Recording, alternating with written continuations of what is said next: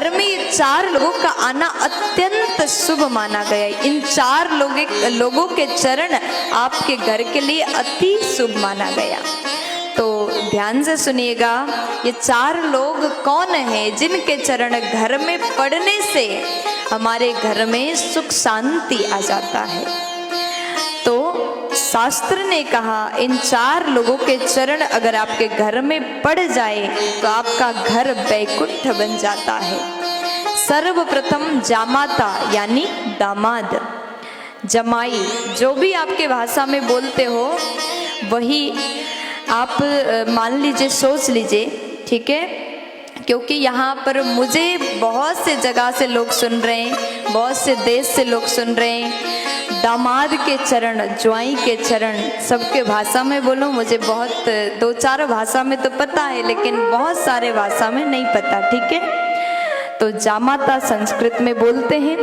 दामाद के चरण अति शुभ माना गया। आपके घर में अगर दामाद साल भर में 1 बार भी आए तो दामाद के चरण घर में पड़ना अत्यंत शुभ है। आपके घर में सुख शांति आती है।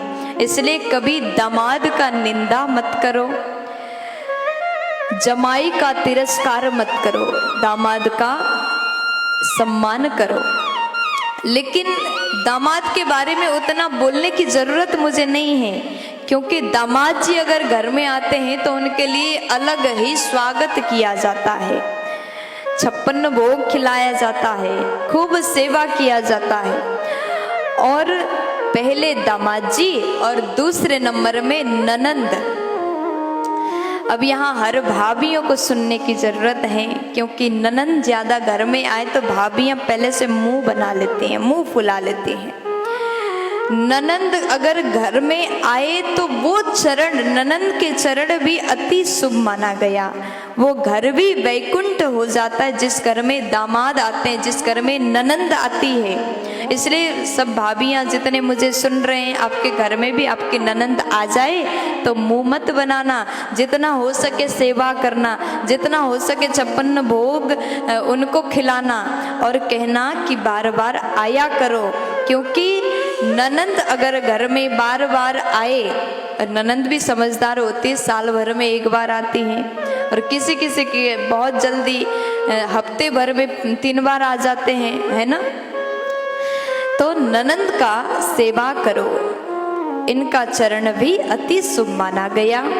तीसरे नंबर में कहा भांजा, ननंद के बेटा, भांजा के चरण भी अत्यंत शुभ है।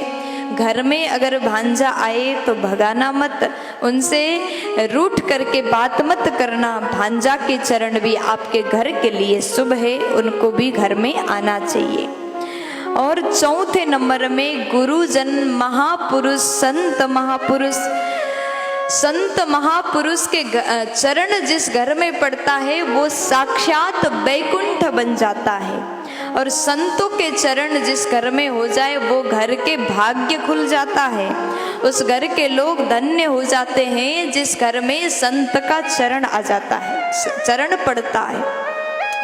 तो साल भर में संत अगर रोज रोज न आए तो कम से कम अपने गुरुजी को साल भर में 1 बार जरूर घर में बुलाओ।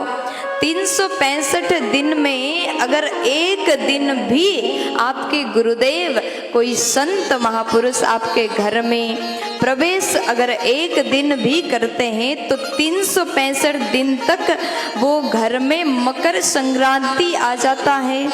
इसलिए वो घर धन्य है जिस घर में संतों का चरण पड़ता है।